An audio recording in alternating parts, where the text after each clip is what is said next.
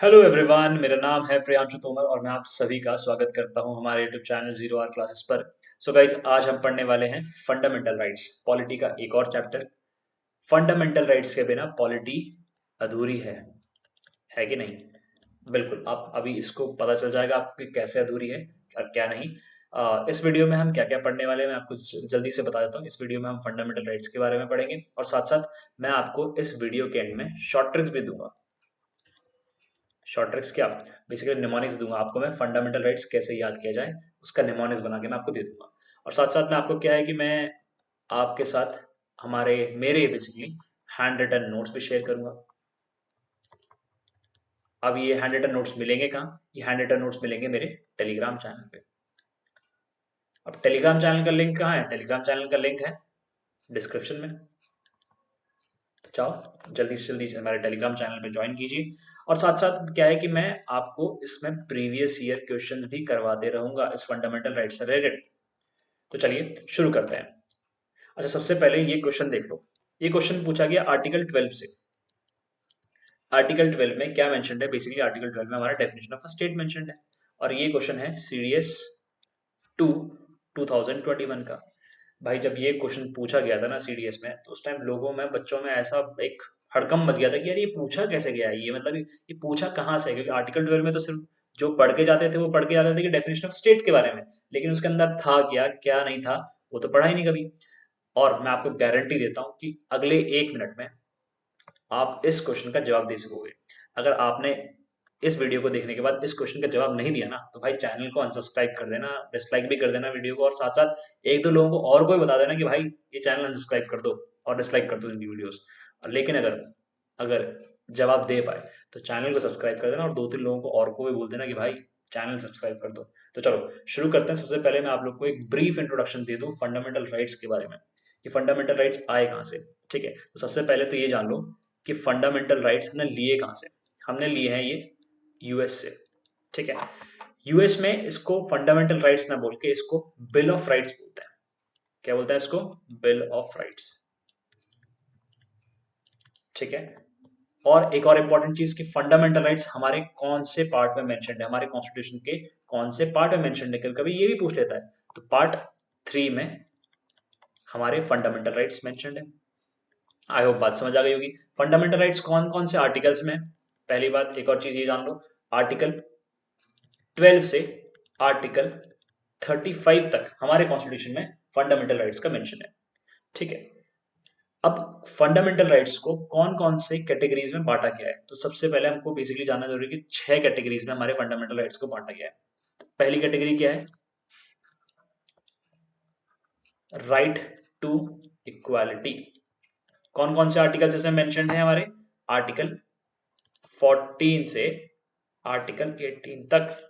दूसरा हमारा fundamental right है राइट टू फ्रीडम।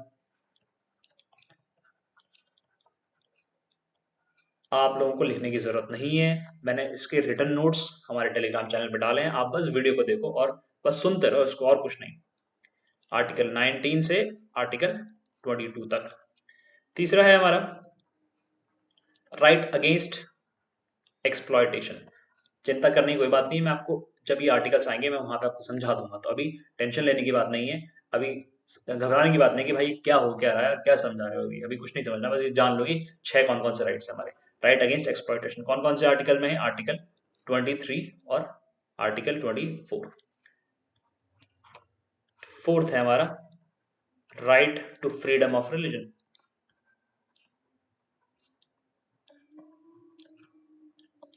कौन कौन से आर्टिकल है? आर्टिकल 25 से आर्टिकल 28 तक। फिफ्थ है हमारा कल्चरल एंड एजुकेशनल राइट। कौन कौन से आर्टिकल है ये?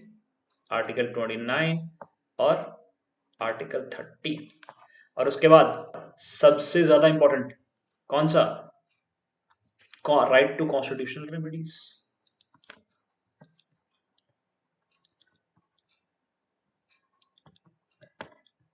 आर्टिकल 32।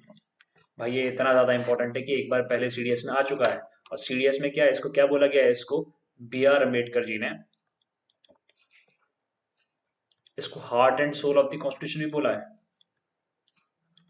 क्वेश्चन ये पूछा गया था कि which article is called the heart and soul of the constitution, article 32। और आर्टिकल 32 में क्या बोला गया है, आर्टिकल 32 में बोला गया राइट टू कॉन्स्टिट्यूशनल रेमेडीज। घबराने की कोई बात नहीं, जब हम इस आर्टिकल में पहुंचेंगे तब मैं अच्छे से इसका पोस्टमार्टम करके आपको बता दूंगा। लेकिन फिलहाल अभी जो पढ़ना है हमको वो है आर्टिकल 12। आर्टिकल 12 में क्या बोला गया है, आर्टिकल 12 में बोला गया डेफिनेशन ऑफ अ स्टेट। तो पहले तो भाई ये समझ लो कि पॉलिटी में स्टेट क्या होता है। यहाँ पे वो स्टेट मतलब जैसे जो हम समझते हैं ना कि हम समझते हैं भाई यूपी बिहार वाला स्टेट, इस वाले स्टेट की बात नहीं हो रही है यहाँ पे। यहाँ पे स्टेट कौन सा स्टेट है, यहाँ पे अभी मैं बताऊंगा आपको किस स्टेट की बात कर रहे हैं। जो अगर यूपी बिहार वाले स्टेट की वो बात करता है तो वहां पे मेंशन करता है वो टेरिटरी, ठीक है, फिजिकल स्टेट नहीं है। अभी यहाँ पे पॉलिटिकल स्टेट की बात चल रही है। तो चलो अब डेफिनेशन ऑफ अ स्टेट में उसने क्या क्या चीजें मेंशन करी, कि सिर्फ 4 पॉइंट्स मेंशन करे हैं उसमें। कौन कौन सी चीजें, यूनियन के बारे में बोला गया है, स्टेट के बारे में, लोकल अथॉरिटीज और ऑल अदर अथॉरिटीज के बारे में। अब यूनियन क्या है, यूनियन बेसिकली इसको हम बोलते हैं सेंट्रल, सेंट्रल गवर्नमेंट बोलते हैं ना, तो उसी को बोलते हैं यूनियन गवर्नमेंट भी उसी को बोलते हैं। तो अब सेंट्रल गवर्नमेंट और साथ साथ सेंट्रल गवर्नमेंट के जो एग्जीक्यूटिव होते हैं और उसके लेजिस्लेचर को। अब सेंट्रल गवर्नमेंट के एग्जीक्यूटिव्स क्या होते हैं, सेंट्रल गवर्नमेंट के एग्जीक्यूटिव्स वो होते हैं जो आईएएस हो गया, आईपीएस हो गया, जो सेंट्रल गवर्नमेंट के लिए काम करते हैं, वो होता है एग्जीक्यूटिव। और सेंट्रल गवर्नमेंट का लेजिस्लेचर क्या होता है, पार्लियामेंट, हमारा इंडियन पार्लियामेंट, संसद, है ना। तो ये सारे के सारे जो है ना सेंट्रल गवर्नमेंट के एग्जीक्यूटिव भी और लेजिस्लेचर भी, ये किसके अंडर आते हैं, ये आते हैं स्टेट के अंडर। अब स्टेट यहाँ पे कौन सा वाला स्टेट यहाँ पे बात कर रहा है, वो हमारे यूपी बिहार वो उत्तराखंड ये वाले स्टेट की बात कर रहा है इस सेकंड वाले पॉइंट में। तो इस सेकंड वाले पॉइंट में वही सेम स्टेट गवर्नमेंट की और एग्जीक्यूटिव की और लेजिस्लेचर की। अब लेजिस्लेचर क्या, स्टेट असेंबली जो होती है ना, स्टेट की असेंबली, विधानसभा जिसको बोलते हैं, तो वो उसकी बात कर रहा है। तो अब स्टेट गवर्नमेंट, स्टेट का एग्जीक्यूटिव और स्टेट लेजिस्लेचर, ये सब कुछ, ये सारे तीनों के तीनों पार्ट ये भी हमारे स्टेट के अंडर आते हैं। अब लोकल अथॉरिटीज भी हमारे स्टेट के अंडर आती है। लोकल अथॉरिटीज का मतलब क्या हुआ, जैसे म्युनिसिपैलिटी होगी, पंचायत हो गई, ठीक है, ये सब भी हमारे स्टेट्स के अंदर आती है। और साथ साथ all other authorities, all other authorities का मतलब क्या है कि जैसे एलआईसी हो गई, जैसे बीसीसीआई हो गई, तो ये सारे के सारे भी हमारे स्टेट के अंदर आते हैं। ऑल अदर अथॉरिटीज जो है ना एक बहुत वेग टर्म है। एक वेग टर्म कैसा है, इसे मेंशन नहीं है कि कौन कौन से अथॉरिटीज हैं, उनको जो मन करेगा वो स्टेट के अंदर डाल देंगे, ठीक है। तो बात समझ आ गई होगी आपको, आई होप। अब भाई जरा इस क्वेश्चन पे तो आ जाओ। अब इस क्वेश्चन में क्या पूछा गया है, इतना इजी क्वेश्चन था ये, लेकिन अब पता है कि पढ़ा नहीं था ना, बस बात ये है। तो ये पूछा गया कि which of the following is correct meaning in terms of state as defined in article 12 of the constitution of India. तो पहला स्टेटमेंट बोलता है कि it refers only to the government of India, ठीक है। लेकिन ओनली की बात नहीं ना यार, ओनली वाला तो नहीं हो सकता ना, तो ये तो पहले ही काट दो, क्योंकि बहुत सारे ऑप्शंस थे, तो देखा था कि गवर्नमेंट के बारे में ही बोला गया। अगर मान लो किसी को कुछ पता ही नहीं, तो फिर वो तो कम से कम एक ऑप्शन तो स्ट्राइक आउट कर ही सकता है ना, कि ऑप्शन ए तो नहीं हो सकता भाई, क्योंकि उसने और भी चीजें बोली गई थी। फिर क्या है दूसरे ऑप्शन में, क्या बोला, it refers only to the government of India and the parliament. यार ऐसा भी नहीं ना, स्टेट गवर्नमेंट के बारे में तो कुछ ना कुछ बात करी गई थी। तीसरे ऑप्शन में क्या बोलता है, it refers only to the government of India, parliament of India and government of legislatures of each state.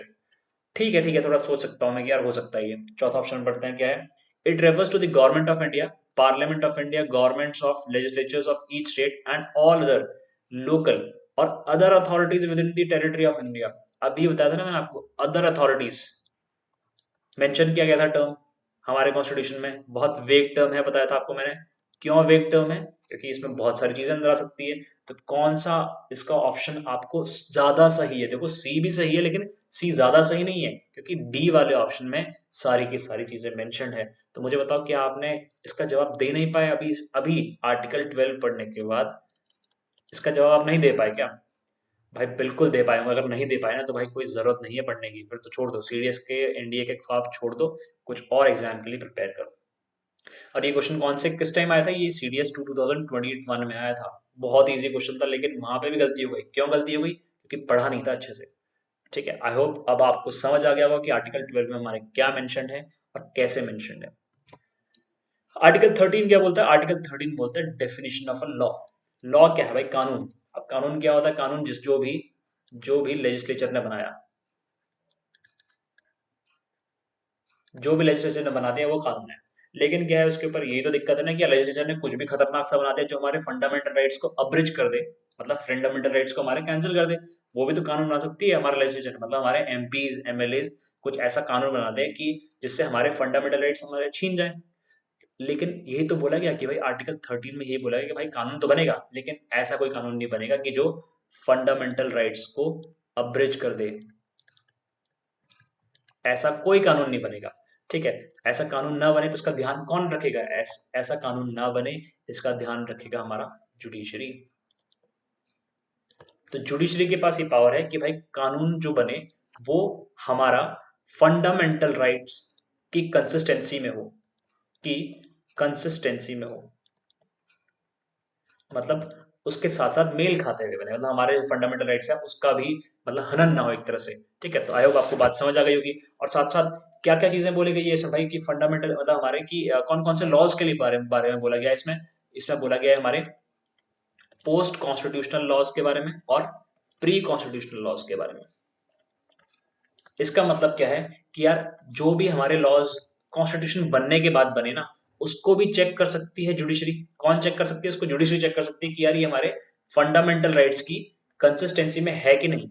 और प्री कॉन्स्टिट्यूशनल लॉज भी, मतलब जो हमारे कॉन्स्टिट्यूशन बना ना उससे पहले भी कुछ लॉज होंगे, तो उससे पहले के लॉज भी हमारी जुडिशरी चेक कर सकती है कि वो फंडामेंटल राइट्स की कंसिस्टेंसी में है कि नहीं है।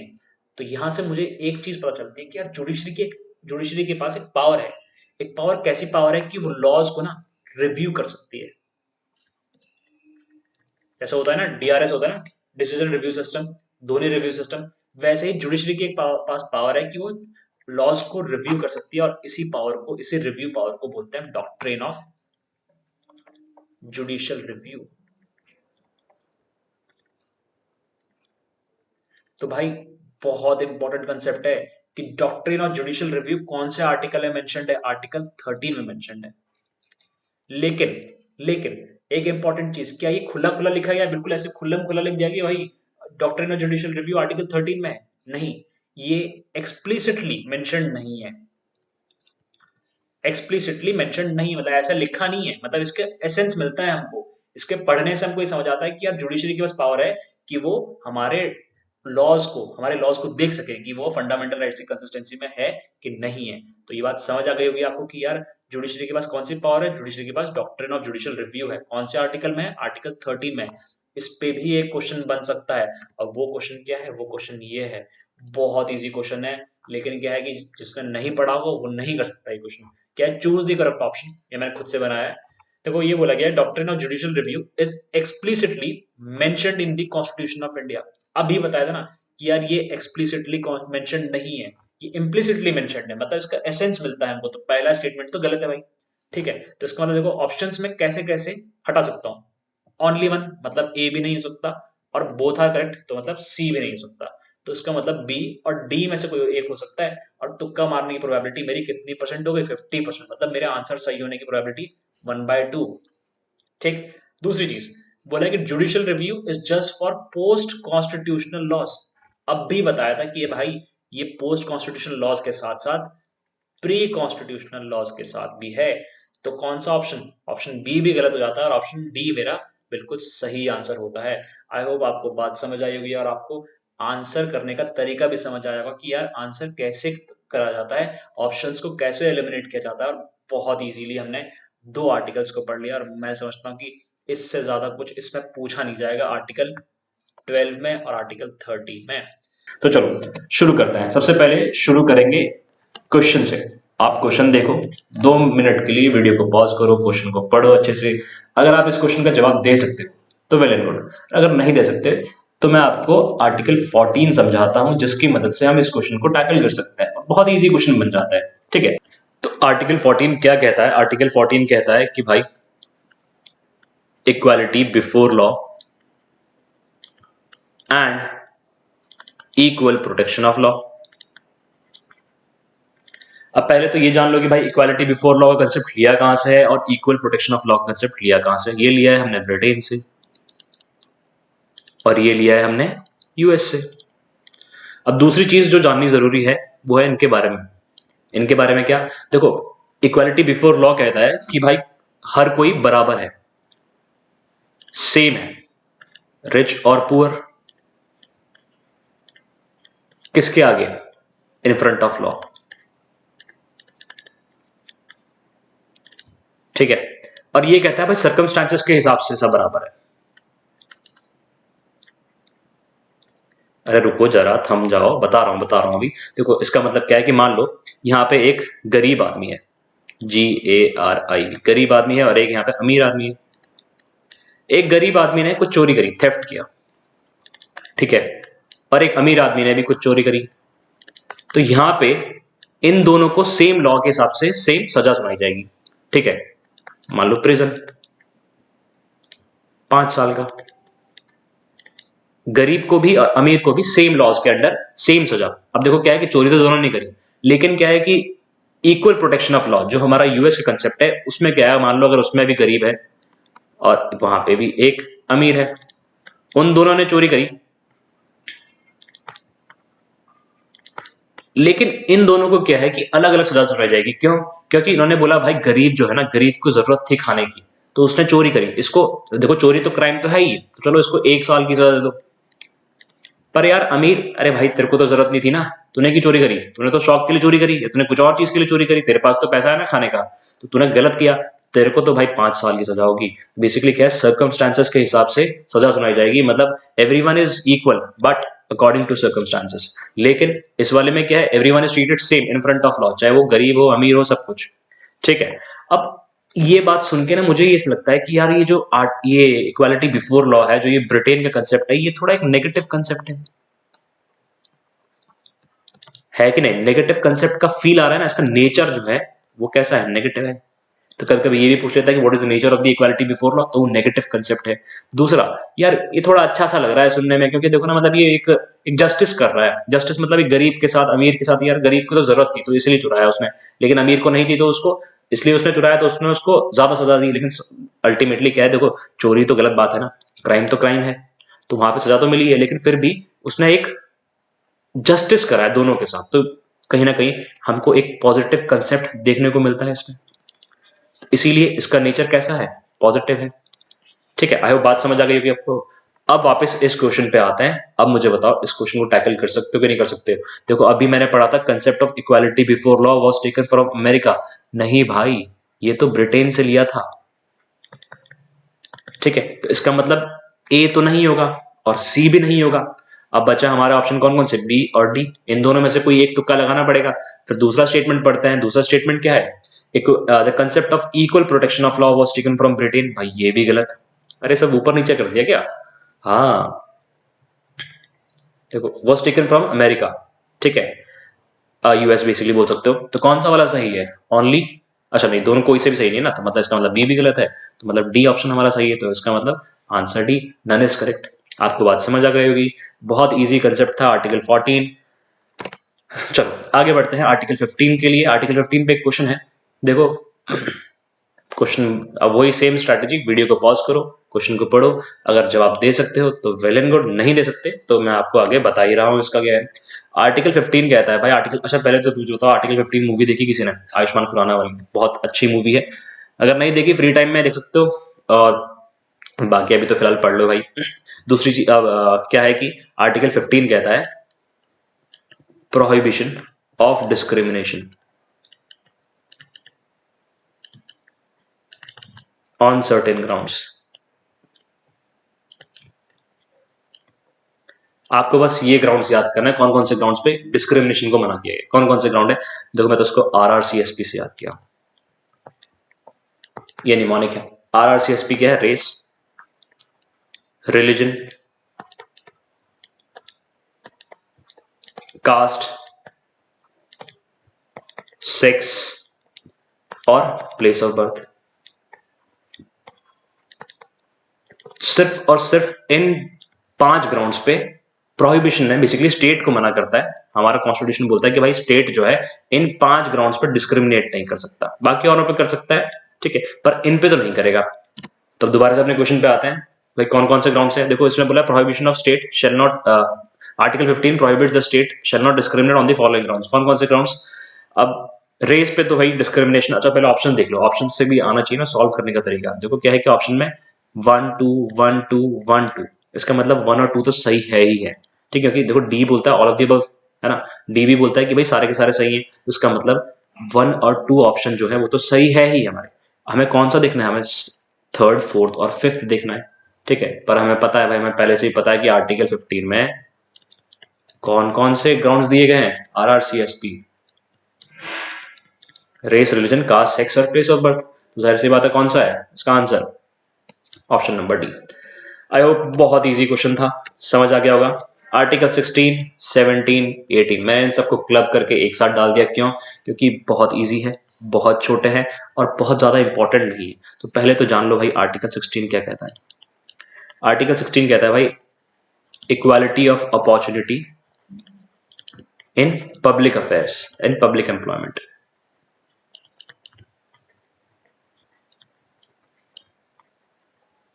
मतलब हर किसी को ना बराबरी का मौका दिया जाएगा नौकरी लगने का, ठीक है। अच्छा देखो कहीं ना कहीं ये थोड़ा गलत भी है। गलत कैसे है, तो इसीलिए हमारे फंडामेंटल राइट्स है ना, वो आपको एक चीज जाननी बहुत जरूरी है, फंडामेंटल राइट्स का नेचर जानना जरूरी है। इनका नेचर क्या है, they are not absolute, not absolute, मतलब जैसा लिखा है ना भाई वैसा नहीं है, अंदर कुछ झोल है अंदर। जैसे कि यहाँ पे भी है कि हर किसी को इक्वालिटी ऑफ अपॉर्चुनिटी है पब्लिक एम्प्लॉयमेंट में, नहीं है ना भाई, कैसे है बताओ मुझे, बताओ। हमने एसटीज के लिए, हमने एससीज के लिए, हमने ओबीसीज के लिए, ईडब्ल्यूएस के लिए रिजर्वेशन लाया है ना। मतलब अब देखो जनरल वाला कैटेगरी वाला बंदा तो पीछे हो गया, पर ये लोग आगे हो गए, इक्वालिटी तो नहीं है ना। तो वही तो बात है ना, मैंने बोला ना कि हमारे फंडामेंटल राइट्स है वो एब्सोल्यूट नहीं है, उसमें कुछ रीजनेबल रेस्ट्रिक्शंस है, उसमें कुछ ना कुछ कैच है अंदर। तो वैसे ही हमारा आर्टिकल्स बेसिकली आर्टिकल 16 के 4 क्लॉज में, 16 क्लॉज 4 में हमारा रिजर्वेशन के लिए बोला गया है, ठीक है। तो ये छोटे मोटे कैच होता है जो हमको पता होना चाहिए। और आपको मैंने समझा ही दिया कि अब क्वेश्चन ये आता है कि आर्टिकल 16 में क्या है, equality of opportunity in public employment, बस इतनी चीज आपको पता होनी चाहिए। आर्टिकल 17 क्या है, आर्टिकल 17 कहता है भाई एबॉलिशन ऑफ अनटचेबिलिटी।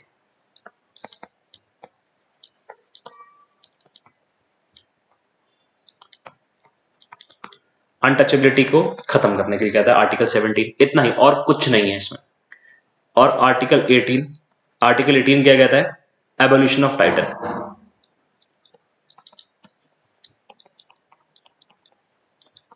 अब टाइटल कैसा टाइटल, जैसे होता था ना पुराने जमाने में लोग लगाते थे, जो भी राजा महाराजा होते थे, कि बहुत बड़ा नाम अपने आगे, नाम होगा टिंकू सिंह, लेकिन उसके आगे लगा रखा है कि बहुत बड़े राजा, वो क्या क्या होता था, जैसे अकबर वाली मूवी जोधा अकबर में राजा के आने से पहले वो बहुत बड़ा एक इंट्रोडक्शन देते थे। तो वैसे ही जो टाइटल्स होते थे पहले खुद से, होशियार, खबरदार, शहनशाह आजम, मुगले आजम, फलाना आजम, ढिमकाना आजम, आ रहे हैं आ रहा, उसके बाद नाम लास्ट में अकबर। तो ऐसा जो टाइटल होते थे ना वो खुद से जो आपको देते थे वो नहीं होंगे भाई। अब जो टाइटल होंगे सिर्फ और सिर्फ गवर्नमेंट देगी। गवर्नमेंट कैसे टाइटल्स देगी, या मतलब देखो गवर्नमेंट देगी, या आप कुछ पढ़ लिख के जो आपको टाइटल्स मिल जाए वो है। जैसे मान लो अगर जो पीएचडी कर लेता है उनके नाम के आगे डॉक्टर लग जाता है। और सबसे अच्छी चीज क्या है कि जो आप लोग अभी प्रिपेयर कर रहे हो, सीडीएस का एग्जाम निकलता है, एसएसबी निकलती है, उसके बाद आपके नाम के आगे मेजर लगेगा, लेफ्टिनेंट लगेगा, जो भी मतलब जिस पोस्ट पे आप पहुंचोगे वो लगेगा, ठीक है। तो ये सारी चीजें हैं। अब वो है ना कि रीजनेबल एब्सोल्यूट नहीं है ना, अब टाइटल्स खत्म नहीं कर दिए पूरे टाइटल्स, वो टाइटल खत्म करे जो खुद से लगाते थे, लेकिन जो गवर्नमेंट लगाती है, जो मतलब आप पढ़ लिख के लगाते हो, वो टाइटल्स खत्म नहीं है, वो अभी भी है, ठीक है। आई होप आपको बात समझ आ गया होगा। सबसे ज्यादा important right to freedom, article 19 से 22 तक, लेकिन हम पढ़ेंगे सिर्फ और सिर्फ आर्टिकल 19। बहुत ज्यादा इंपॉर्टेंट है, बहुत लंबा भी है, इसमें बहुत सारी चीजें भी है। तो सबसे पहले तो ये जान लो कि आर्टिकल 19 पहले कितने क्लॉज थे और अब कितने क्लॉज हैं। पहले कितने थे, ओरिजिनली जब मतलब हमारा कॉन्स्टिट्यूशन बना ही था तो उस टाइम 7 क्लॉजेस थे, मतलब उसमें 7 पार्ट थे, 7 राइट्स गिवन है। इसमें क्या है, इसमें फ्रीडम है हमारे, सर्टेन फ्रीडम्स। तो उसमें कितनी फ्रीडम्स गिवन थी, पहले 7 फ्रीडम्स थी, लेकिन अब क्या है, अब 6 ही रह गई, ओनली 6। एक मतलब एक कम होगी ना, 7 से एक 6 हो गया, तो मतलब एक ना एक रिमूव किया गया, एक कम हो गई। तो कौन सी है, वो है हमारे पास राइट टू प्रॉपर्टी की, राइट टू प्रॉपर्टी। अब ये कब हटाई गई, 44th कॉन्स्टिट्यूशनल अमेंडमेंट एक्ट 1978 में हटाई गई, ठीक है। आई होप बात समझ आ गई होगी। अब आपको मैं बता देता हूँ कौन कौन से हैं हमारे पास। मैं इसका निमोनिक भी दूंगा आपको, क्योंकि ये याद करने में काफी लंबा हो जाता है, याद करने में आपको निमोनिक दे दूंगा, उससे बहुत ईजी हो जाएगा। लेकिन पहले जान तो लो कौन कौन से हैं ये। तो पहला है अपने पास आर्टिकल 19(1)(a), आप इसको ऐसे रखो या बस इसको बस याद कर लो कि 1 में क्या है, 2 में क्या है, 3 में क्या है। उसके बाद ऐसा नहीं कि आपको 1A याद करना है, 1B याद करना है, मतलब इट्स अप टू यू जैसा आपको याद करना है, ठीक है। तो 19(1)(a) कहता है right to freedom of speech and expression. दोबारा से वही बात याद रखना, fundamental rights are not absolute, मैंने बहुत बार बता दिया। एब्सोल्यूट का मतलब ये ऐसा नहीं कि जैसे एज इट इज लिखा है वैसा ही, मतलब ऐसा नहीं कि भाई मेरे को मान लो मेरे को हाँ आर्टिकल 19(1)(a) में बोला है कि भाई right to freedom of speech and expression, मैं बीच रोड में जा रहा हूँ, बीच रोड में किसी को भी गाली दे रहा हूँ, तो भाई ऐसा तो नहीं ना। स्पीच मतलब मैं कुछ भी एक्सप्रेस नहीं कर सकता, कुछ भी मतलब गलत नहीं कर सकता ना, कर सकता हूँ हर, मैं अपने हक के लिए बोल सकता हूँ, लेकिन ऐसा नहीं कि कुछ गलत बोल दूं, तो उसमें तो फिर कुटाई होगी भाई, है। तो 19(1)(a) में क्या है, right to freedom of speech and expression. 19(1)(b) में क्या है हमारे पास, right to assemble peacefully without arms, assemble peacefully without arms. इसका मतलब क्या है कि भाई हम सब असेंबल हो सकते हैं, मतलब कहीं पे भी मान लो मेरा फंक्शन है, शादी करनी है घर पे, है ना, मेरी शादी करवाने मान लो, तो वहां पे मैं अपने लोगों को गैदरिंग बुला सकता हूँ। लेकिन ऐसा नहीं ना कि मोहल्ले में धारा 144 लगी हुई और मैंने उसके बाद शादी का फंक्शन करवा दिया, या मैंने अपने 15-20 लोग बुलवा दिए, तब तो भाई तोड़ाई होगी ना। तो वही ना, क्यों क्यों है ये चीज, ये है बेसिकली हमारे फंडामेंटल राइट्स एब्सोल्यूट नहीं है ना, कुछ ना कुछ रीजनेबल रेस्ट्रिक्शंस हैं, ठीक है। तो वहां पे आप ये नहीं बोल सकते कि भाई 19(1)(b) में मेरे पास राइट है कि मैं पीसफुली असेंबल हो सकता हूँ, तो वो बोलेगा भाई धारा 144 लगी हुई है, पिट फट जाएगा, निकल ले चुपचाप से, ठीक है। 19(1)(c) क्या कहता है, राइट टू फॉर्म एसोसिएशन और यूनियन। अब फिर वही बात कि भाई एब्सोल्यूट नहीं है। अब मैंने भाई यूनियन बना दी, यूनियन कौन सी यूनियन बना रहा हूँ मैं, बना रहा अलकायदा, गवर्नमेंट को तबाह करने के लिए, अपने इंडिया को तबाह करने के लिए। तो ऐसा भी नहीं ना भाई, ये बनाऊंगा तो फिर उसके बाद तो मेरे पे भी वो टाड़ा वाड़ा लग जाएगा ना, टाड़ा तो अगर हट चुका है, लेकिन पर मेरे पे भी ना कुछ ऐसे एक्ट लग जाएंगे ना, मेरे को भी तो पिटाई होगी उसके बाद, ठीक है। तो ऐसी यूनियन बनाना नहीं है, ठीक है। तो अब उसके ये मत बोलना कि 19(1)(c) में लिखा है कि भाई ये सब चल जाएगा, ठीक है। 19(1)(d) क्या कहता है अपने पास, right to move freely, movement के लिए बोलता है बेसिकली। अब फिर वही बात कि भाई अब मेरे को पता है कि भाई 19(1)(d) में मेरे पास बोला है कि मैं कहीं पे भी फ्रीली मूव कर सकता हूँ इंडिया में। भाई मैं चले गया जहां पे गलवान वैली में क्लैश हो रहा था, मैंने बोला कि भाई मेरे को देखना है, मेरे को बिल्कुल आंखों से देखना है, तो फिर तो नहीं बनेगी ना बात। जहां डंडे चाइनीज को पड़ रहे थे वहां 2 डंडे मुझे भी पड़ेंगे वहां पे, है ना, ऐसा नहीं है ना, ठीक। आई होप आपको बात समझ आ गई होगी, बहुत समझदार हो यार आप लोग। 19(1)(e) क्या कहता है अपने पास, 19(1)(e) बोलता है अपने पास हम कहीं पे भी सेटल हो सकते हैं, रेजिडेंस, मतलब कहीं पे भी घर बना सकते हैं। अब फिर वही मैंने बोला भाई मुझे गलवान वैली पे घर बनाना है, मुझे देखना है, मुझे चाइनीज को सामने देखना है बिल्कुल अपने। तो सबसे पहली गोली मान लो चाइना ने अगर अटैक करा तो सबसे पहली गोली मेरे पड़ेगी, और उससे पहले इंडियन आर्मी वाले डंडे मेरे पहले पेल देंगे। भाई नहीं कर सकते ना ऐसी जगह पे, ऐसी जगह पे हम घर नहीं बना सकते। ऐसा नहीं कि मैं कंटोनमेंट एरिया में जाऊंगा वहां जाकर घर बना दूं, ऐसा नहीं हो सकता, ठीक है। तो कुछ रिस्ट्रिक्शंस हैं। और 19(1) देखो, अब इसके बाद क्या है, A B C D E, कायदे से तो F आना चाहिए था, लेकिन क्या है 19(1)G आ गया। अब जी में क्या बोलता है, जी में बोलता है भाई मैं कुछ भी कर सकता हूं, right to freedom of profession, मैं कुछ भी धंधा खोल सकता हूँ। फिर वही बात, रीजनेबल रिस्ट्रिक्शन। अब ये नहीं ना कि मैं मोहल्ले में ड्रग्स बेचने लग जाऊं, है ना, यहाँ पे मैं कोकेन बेच रहा हूँ और जो भी मतलब खतरनाक वाले ड्रग्स होते हैं वो सब बेच रहा हूँ, मैं एसटीसी बेच रहा हूँ, तो ऐसा नहीं ना, ऐसा नहीं, क्योंकि फिर उसमें तो फिर दिक्कत हो जाएगी भाई, पुलिस आ जाएगी, लफड़ा हो जाएगा। क्यों क्यों नहीं है ऐसा, क्योंकि रीजनेबल रिस्ट्रिक्शंस है, हमारे फंडामेंटल राइट्स एब्सोल्यूट नहीं है, एब्सोल्यूट नहीं है। वहां पे मैं ये नहीं बोल सकता कि भाई मेरा फंडामेंटल राइट है कि मैं कुछ भी प्रोफेशन शुरू कर सकता हूँ, कुछ भी काम कर सकता हूँ। वो बोलेगा भाई जब पढ़ ही रहा था तो पूरा ढंग से पढ़ लेता ना, ये तो पता होना चाहिए ना कि फंडामेंटल राइट्स एब्सोल्यूट नहीं है। अब आपका ये सवाल आना चाहिए कि भाई ये 19(1)(f) कहाँ गया, जब सीरीज बन रही है A B C D E F, जी कैसे स्किप, मतलब F कैसे स्किप करके आप जी पे आ गए एकदम से। तो भाई वही जो 19(1)(f) था वो हमारे पास था right to property, right to property, वो ही हमने हटा दिया। कब हटाया? 44th कॉन्स्टिट्यूशनल अमेंडमेंट एक्ट से हटाया, और उसको हमने कहां पे डाल दिया? आर्टिकल 300A में। अब ये लीगल राइट बन चुका है। ठीक है, आई होप बात समझ आ गई होगी आपको। अब बारी है उस निमोनिक की। निमोनिक क्या कि आर्टिकल्स याद कैसे करे जाएं, यही तो है ना कि भाई आर्टिकल 19 तो बहुत बड़ा है, कैसे याद किया जाए इसको। चलिए पहले इरेज हो जाए, उसके बाद मैं आपको बताता हूँ। बहुत तगड़ा बहुत तगड़ा क्या मतलब, एक बहुत इजी सा निमोनिक है, और जैसे आपने पढ़ ही लिया है इसको, फिर उसके बाद आपको आइडिया हो जाएगा कि भाई उसका मतलब क्या है। तो देखो मैंने बनाया ऐसा है इसको, SAAUMRP। ठीक है, 100 MRP। एस से क्या है? Speech and expression, speech and expression. A से क्या है? Assemble peacefully. उसी उसी बेसिकली उसी सीक्वेंस में है, जिस सीक्वेंस में मैंने आपको पढ़ाया 1 2 3 4, मतलब 19 ABCD, उसी सीक्वेंस में है ये। और AU क्या है? Associations, right to formation of associations and union, union. M से क्या है? मूवमेंट, कि मैं कहीं पे भी मूव कर सकता हूं, कहीं पे भी जा सकता हूं, कहीं पे भी घूम फिर सकता हूं। ठीक है। R से क्या है? रेजिडेंस, कि मैं कहीं पे भी घर बना सकता हूं। P से क्या है? प्रोफेशन, कि मैं कुछ भी काम शुरू कर सकता हूं। तो देखो 19(1)A में क्या है? हमारे पास स्पीच और एक्सप्रेशन के लिए बोला गया है। 19(1)B में क्या है? हमारे पास असेंबल पीसफुली के लिए बोला गया है। 19(1)C में क्या बोला गया है? हमारे पास यूनियन बनाने के लिए। ठीक है, असेंबली में बेसिकली कोई भी एसोसिएशन यूनियन बना सकता हूँ, कोई सा भी।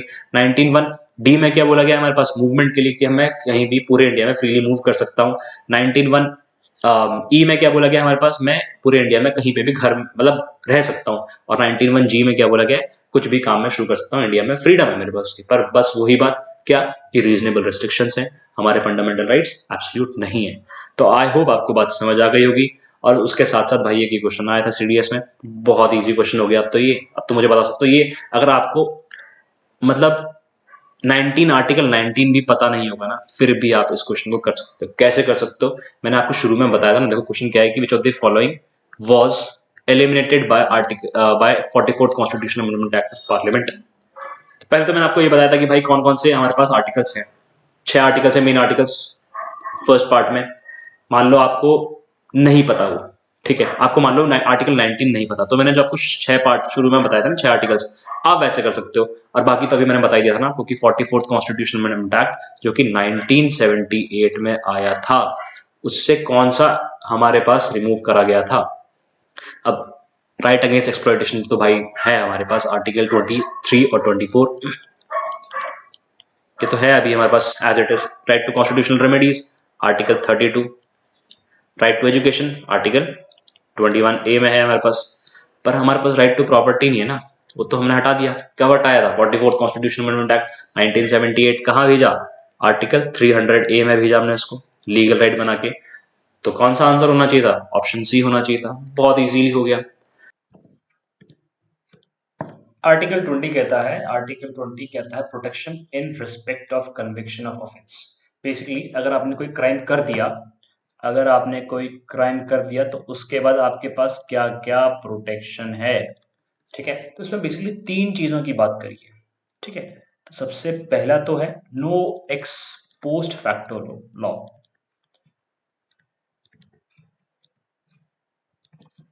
इन तीनों चीजों को मैं डिस्कस करूंगा आपके साथ, चिंता नहीं करना, बिल्कुल आराम से बस सुनते जाना इसको। फिर दूसरा है नो डबल जियोपार्डी।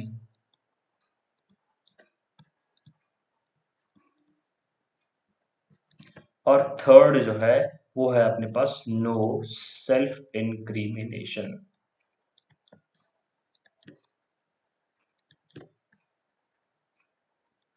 ठीक है, तो सबसे पहले no ex post facto law को समझते हैं। इसमें क्या बोलता है, बेसिकली क्या है कि मान लो एक एग्जांपल से समझते हैं। अगर आपने मान लो एक क्राइम जो है, एक एक क्राइम आपने 2010 में किया, ठीक है, और उसके बाद आपको पुलिस अरेस्ट करेगी, आपको कोर्ट में ले जाएगी, आपको सजा सुनाएगी। तो जो भी आपका वर्डिक्ट है ना, जो भी सब कुछ सजा सुनाएगी वो आपको सुनाएगी 2023 में।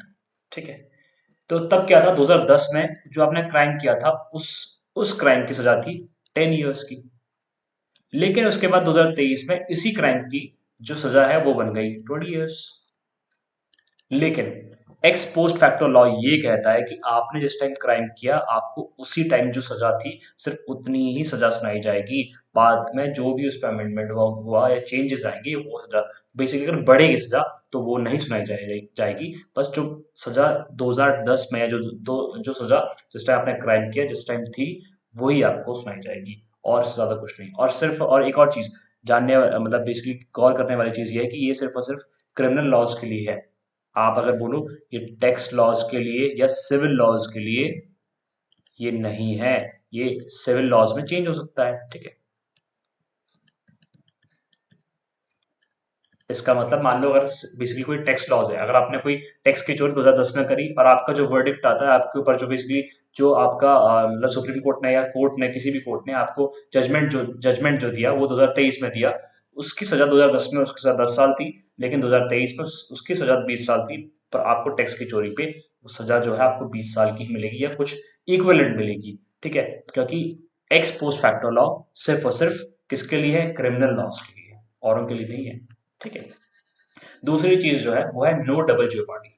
नो डबल जियोपार्डी का मतलब क्या है कि मान लो आपने एक बार सजा कर दी, आपने क्या करा, मान लो नो डबल जियोपार्डी में क्या चीज है कि आपने कुछ एक क्राइम किया। ठीक है, उस क्राइम की सजा आपको एक बार मिल गई। ठीक है, पर क्या है कि उसके बाद जनता का मन नहीं भरा, जनता बोलती है भाई और भी इसको सजा दो। तो ऐसा नहीं हो सकता। एक क्राइम की दो बार सजा पनिशमेंट नहीं मिल सकती। इसका मतलब है नो डबल जियोपार्डी। ये किसमें मेंशन्ड है? ये हमारा आर्टिकल 20 में मेंशन्ड है। क्या क्या? No ex post facto law, दूसरा नो डबल जियोपार्डी, और तीसरा क्या है? No self incrimination. No self incrimination का मतलब क्या है कि आप अपने खिलाफ खुद गवाही नहीं दे सकते। मतलब आपको ऐसा नहीं कि पुलिस जो है धमका, जैसा होता नहीं है मूवीज वगैरह में होता है कि पुलिस ने कस्टडी में बिठा रखा है, बढ़िया पीट वीट दिया और उसके बाद एक वीडियो रिकॉर्डिंग बनवा लिया आपके कि हाँ मैंने ये क्राइम किया है। पर ये सब चीजें हैं ना, ये कोर्ट में एक्सेप्टेबल नहीं है, क्योंकि ये क्या है बेसिकली ये सेल्फ इंक्रिमिनेशन है कि आपने खुद ही बोल दिया। क्योंकि ये हो सकता है ना कि भाई जैसे पुलिस वगैरह ने आपको दबाव में डाल के आपसे स्टेटमेंट ले लिया, तो ऐसा नहीं हो सकता। ठीक है,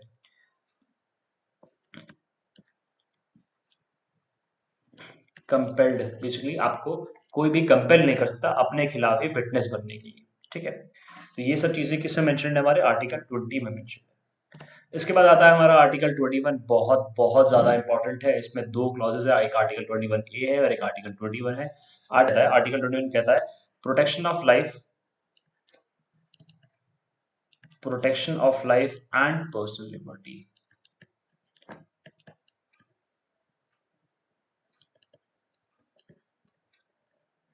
मतलब कि आपकी जो लाइफ है और आपकी लिबर्टी की प्रोटेक्शन है वो किसमें मेंशन्ड है? आर्टिकल 21 में। आर्टिकल 21 से रिलेटेड कुछ दो केसेस है, बहुत ज्यादा इंपॉर्टेंट केसेस है, एग्जाम में बहुत बार पूछे भी जाते हैं। वो क्या क्या है? यह है एक गोपालन केस, कब हुआ था? 1950 में। ठीक है, फिर उसके बाद जो है वो था हमारा मेनका गांधी केस। और मेनका गांधी केस कब हुआ था? 1978 में। तो ये पूछा जाता है कभी कभी कि गोपालन केस किससे रिलेटेड है और मेनका गांधी केस किससे रिलेटेड है। तो गोपालन केस और मेनका गांधी केस दोनों आर्टिकल 21 से रिलेटेड है। वो बेसिकली एक एक जस्ट एक आइडिया दे देता हूँ। गोपालन केस में क्या था कि आर्टिकल 21 का ना एक नैरो किया गया था। मतलब सिर्फ और सिर्फ जो उसमें लिखा है ना, protection of life and personal liberty, सिर्फ उतना है कि भाई तुम्हारी लाइफ की प्रोटेक्शन है और पर्सनल लिबर्टी की प्रोटेक्शन है, वही सिर्फ उसमें गोपालन केस में था। लेकिन मेनका गांधी केस में क्या था? बेसिकली एक बहुत वाइडर इंटरप्रिटेशन करी गई इसकी। ठीक है,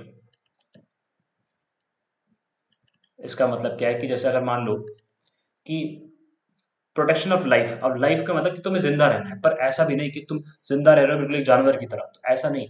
ठीक है, जिंदा रहना, सिर्फ और सिर्फ जिंदा रहना, ये एक नैरो इंटरप्रिटेशन है। और बेसिकली सिर्फ और सिर्फ जिंदा रहना और मतलब अगर मैंने बोला कि आप जिंदा रह रहे हो, अच्छा खा पी रहे हो, तो ये कौन सी इंटरप्रिटेशन है?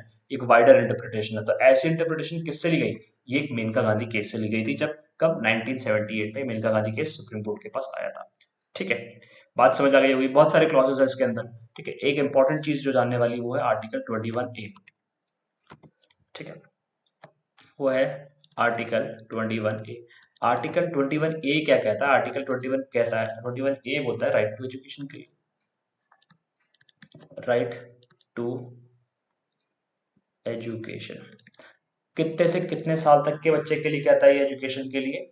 ये बोलता है 6 to 14 ईयर्स, ठीक है, 6 से 14 साल तक के बच्चे के लिए एक बेसिकली प्राइमरी एजुकेशन या फंडामेंटल एजुकेशन देने के लिए बोलता है, ठीक है।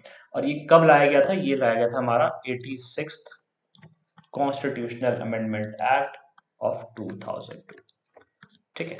बात समझ आ गई होगी, बहुत ज्यादा इंपॉर्टेंट है ये चीज कि राइट टू एजुकेशन कब लाया गया, ठीक है। आर्टिकल 21 एक कब जोड़ा गया? तो ये 86 कॉन्स्टिट्यूशनल अमेंडमेंट एक्ट ऑफ 2002 से जोड़ा गया। और राइट टू एजुकेशन में कौन से बेसिकली कितने एज ग्रुप के बच्चों के लिए एजुकेशन देने के लिए बोलता है? तो 6 to 14 ईयर्स ऑफ एज वाले बच्चों के लिए ये एजुकेशन देने के लिए, फ्री एंड कंपल्सरी एजुकेशन देने के लिए बोलता है, ठीक है। किसको बोलता है? ऑब्वियस सी बात है, मेरे को और आपको थोड़ा बोलेगा, स्टेट को बोलेगा, ठीक है। स्टेट का मतलब गवर्नमेंट को बोलेगा, ठीक है। फिर आता है हमारे पास आर्टिकल 22। आर्टिकल 22 क्या कहता है? बेसिकली वो बोलता है protection against arrest and detention.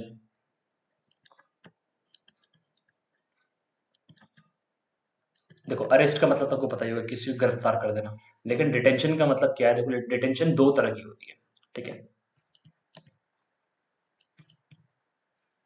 Detention दो तरह की होती है। कौन कौन सी डिटेंशन होती है? एक तो होता है प्यूनिटिव डिटेंशन, और एक होता है प्रिवेंटिव। देखो, प्यूनिटिव डिटेंशन क्या होता है? मान लो कि आपने कुछ क्राइम कर दिया, आपने क्राइम कर दिया, फिर उसके बाद आपको सजा मिली, वो है प्यूनिटिव डिटेंशन। जो सजा मिली क्राइम करने के बाद, वो है प्यूनिटिव डिटेंशन। लेकिन प्रिवेंटिव डिटेंशन क्या है? कि मुझे लग रहा है कि आप कुछ क्राइम कर सकते हो, ठीक है, मुझे लगता है कि आप कुछ क्राइम कर सकते हो, तो इसीलिए मैंने आपको क्या करा? मैंने आपको ही पहले से डिटेंशन है, मतलब आपको पहले ही कैद कर दिया, ठीक है। सजा का मतलब आप कैद की बात है, ठीक है। मैंने आपको पहले ही कैद कर लिया, ठीक। तो उसको बोलते हैं प्रिवेंटिव डिटेंशन। मतलब आपने क्राइम नहीं करा, पर लेकिन आप कर सकते हो, मुझे बस आइडिया है, मुझे थोड़ा सा फीलिंग है कि आप क्राइम कर सकते हो, तो इसीलिए मैंने आपको पहले ही कैद कर दिया, तो उसको बोलते हैं प्रिवेंटिव डिटेंशन, ठीक है। हमारे बेसिकली आर्टिकल 22 में ये चीजें मेंशन है, ठीक है। किस किस के बारे में? अरेस्ट और डिटेंशन के बारे में। देखो, एक बहुत ज्यादा इंपॉर्टेंट चीज कि हमारे कॉन्स्टिट्यूशन में कितने दिन की या कितने महीने या कितने सालों के डिटेंशन के लिए बोला गया है। तो देखो, ये बहुत बारी क्वेश्चन आया है, इसमें बोला गया 90 डेज या 3 मंथ्स, ठीक है। 90 डेज और 3 मंथ्स के डिटेंशन के लिए हमको बोला गया है कि हमारे कॉन्स्टिट्यूशन में कि इतना हम कर सकते हैं बिना किसी की परमिशन लिए हुए, ठीक है। लेकिन अगर आपको उससे ज्यादा और करना है तो किसी एडवाइजरी बोर्ड से आपको वो एक्सटेंड करवानी पड़ेगी, ठीक है। चलो, अब जानते हैं इसमें बेसिकली हमारा आर्टिकल 22 के दो पार्ट्स हैं, ठीक है, पार्ट 1 और पार्ट 2, ठीक है। पार्ट 1 में क्या है? पार्ट 1 में बोला गया है बेसिकली अगर आपको अरेस्ट कर दिया, ठीक है, तो आपको बताना पड़ेगा। पार्ट 1 है, पार्ट 1 में आपको बताना पड़ेगा कि आपका ग्राउंड क्या था, किस ग्राउंड पे आपको अरेस्ट किया, ठीक है। दूसरा, उसके बाद आपको क्या है कि आपको अगर मान लो अरेस्ट कर दिया, आपको ग्राउंड से बता दिया, फिर आपको क्या है उसके बाद? आपको एक लीगल प्रैक्टिशनर मतलब दिलाने की, बेसिकली आपको लॉयर जो है, आपको एक एडवोकेट दिया जाएगा। मान लो आपके पास पैसे नहीं है, ठीक है, क्योंकि ऑब्वियसली बात है, लॉयर्स जो एडवोकेट्स हैं ये लोग बहुत पैसा लेते हैं। अगर आपके पास नहीं है तो एक एडवोकेट दिया जाएगा, किसकी तरफ से? गवर्नमेंट की तरफ से, जो आपका केस रिप्रेजेंट करेगा, ठीक है। तीसरा क्या है कि आपको 24 घंटे के अंदर अंदर आपको किसी मजिस्ट्रेट के सामने हाजिर करना पड़ेगा, ठीक है। और अगर मान लो आपको 24 घंटे के अंदर अंदर हाजिर नहीं कर पाए, तो आपको क्या करना पड़ेगा? आपको छोड़ना पड़ेगा, they have to leave you, ठीक है। दूसरा जो है अपने पास दूसरा दूसरा अपने पास दूसरा पार्ट जो है, दूसरे पार्ट में क्या बोलता है? दूसरे पार्ट में इसके लिए डिटेंशन के बारे में बात करता है, ठीक है। तो डिटेंशन क्या है? अभी जस्ट मैंने आपको बताया था कि detention can not exceed 3 months और 90 डेज, ठीक है। और एक और चीज उसमें क्या चीज है? एक ये है कि आपका अगर आपको डिटेंशन कर दिया, तो आपको बताना तो चाहिए, मतलब आपको डिटेन्यू जो डिटेन्यू है, मतलब डिटेन्यू का मतलब जिस आदमी को डिटेन करा है, जिस आदमी को डिटेंशन में रखा है, ठीक है, उसके साथ एक कॉज डिटेन, मतलब जो आपके कॉज है कि आपने, मैंने आपको किस किस कॉज पे रखा है आपको, मतलब मुझे लगा कि मान लो आप कुछ चोरी कर सकते हो, कि आपको बताना पड़ेगा ना, मुझे उसको बताना पड़ेगा कि भाई तू चोरी कर सकता है, इसलिए मैंने तेरे को पहले से डिटेन कर लिया, ठीक है। तो क्या है कि COMMUNICAT, communicate the cause, communicate the cause to detain you, ठीक है। और थर्ड क्या है, बेसिकली डिटेन यू जो है एक अपना रिप्रेजेंट कर सकता है कोर्ट के सामने, ठीक है। इसके बाद आता है अपने पास राइट अगेंस्ट एक्सप्लॉयटेशन। इसमें कौन कौन से आर्टिकल्स आते हैं हमारे पास, इसमें आता है आर्टिकल 23 और आर्टिकल 24, ठीक है। बहुत ज्यादा इजी है। आर्टिकल 23 में क्या कहता है, आर्टिकल 23 कहता है protection, prohibition of traffic in human beings and forced labour. क्या बोलता है, प्रोहिबिशन। आर्टिकल 23 क्या बोलता है, आर्टिकल 23 बोलता है prohibition of traffic in human and forced labour, ठीक है। इसका मतलब क्या है कि बेसिकली क्या है भाई, ह्यूमन ट्रैफिकिंग, तो ह्यूमन ट्रैफिकिंग जो भी होती है, ठीक है, ह्यूमन ट्रैफिकिंग क्या होती है, मानव तस्करी, मतलब मान लो किसी आदमी को किडनैप कर लिया, उसको बेच दिया, या उसके पार्ट्स बेच दिए, बॉडी पार्ट्स, ठीक है, तो ये सब चीजें नहीं होनी चाहिए। फोर्स लेबर, किसी को जबरदस्ती लेबर नहीं करवाना है, मतलब ऐसा होता है ना कि पहले टाइम पे होता था कूली बेगार होता था, बेसिकली क्या बोलते थे उसको, बेगार, आपने सुना होगा, BEGAR, ठीक है। बेगार एक फोर्स लेबर होता है, मतलब मैंने पुराने टाइम में बहुत होता था कि मैंने किसी को 100 रुपए दिए, ठीक है, एक 100 रुपए का लोन दिया, ठीक है, वो आदमी उस 100 रुपए का लोन चुका नहीं पाया, तो उसके बाद मैंने बोला कि भाई अब तू काम कर मेरे यहाँ, ठीक है, वो आदमी मेरे यहाँ काम कर रहा है, फिर उसके बाद उस आदमी ने काम किया, उस आदमी के जो बच्चे हुए, ठीक है, मैंने उससे भी काम करवाया, ठीक है, फिर उसके बच्चों से बेसिकली मैंने उनको अपने अधीन रख दिया, अपने पास रख दिया, ठीक है। तो अब इस केस में क्या बोलता है, इनको एक फोर्स लेबर करा रहा हूं ना मैं, इनको पैसा तो दे नहीं रहा हूं मैं, इनसे जो 100 रुपए लिए, उस 100 रुपए से मैंने उनकी पूरी जिंदगी खरीद ली, मतलब इस तरह से ना, ठीक है। तो ये चीजें जो है वो बैन करता है कौन, आर्टिकल 23, ठीक है। आर्टिकल 24 क्या कहता है, आर्टिकल 24 कहता है prohibition of employment of children in factories, prohibition of employment of children in factories. Basically ये चाइल्ड लेबर की बात करता है, ठीक है, कि चाइल्ड लेबर नहीं होनी चाहिए, चाइल्ड लेबर बैन होनी चाहिए, ठीक है। तो आई होप आपको बात समझ आ गई होगी आर्टिकल 23 के बारे में, आर्टिकल 24 के बारे में, बहुत ज्यादा इजी है, कुछ इतना दिक्कत नहीं है।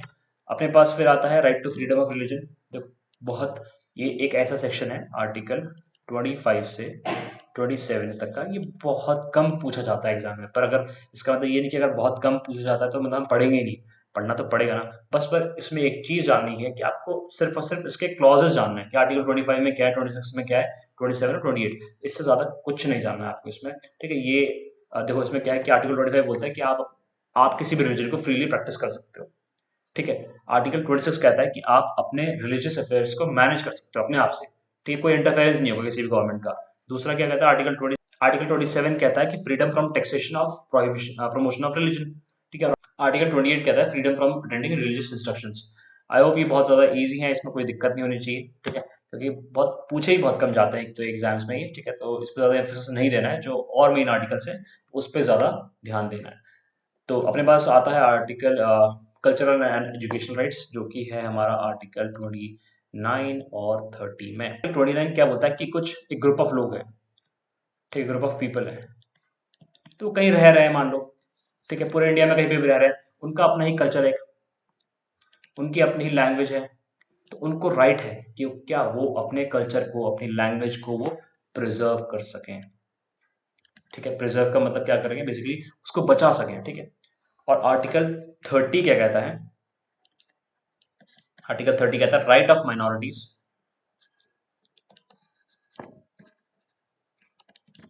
To establish and administer educational institutes.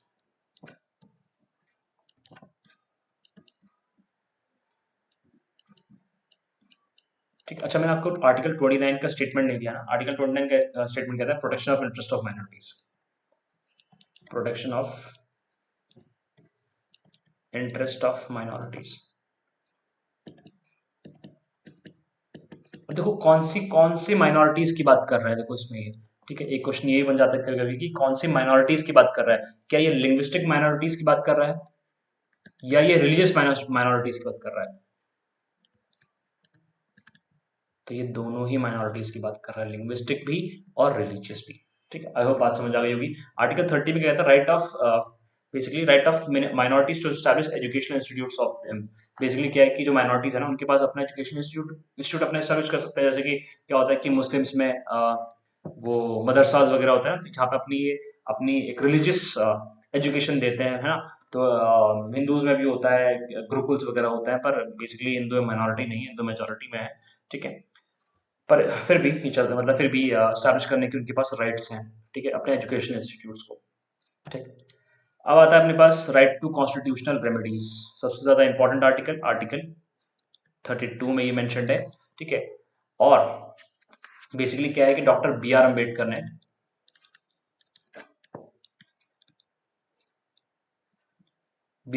ने इस आर्टिकल को heart and soul of constitution भी बोला है।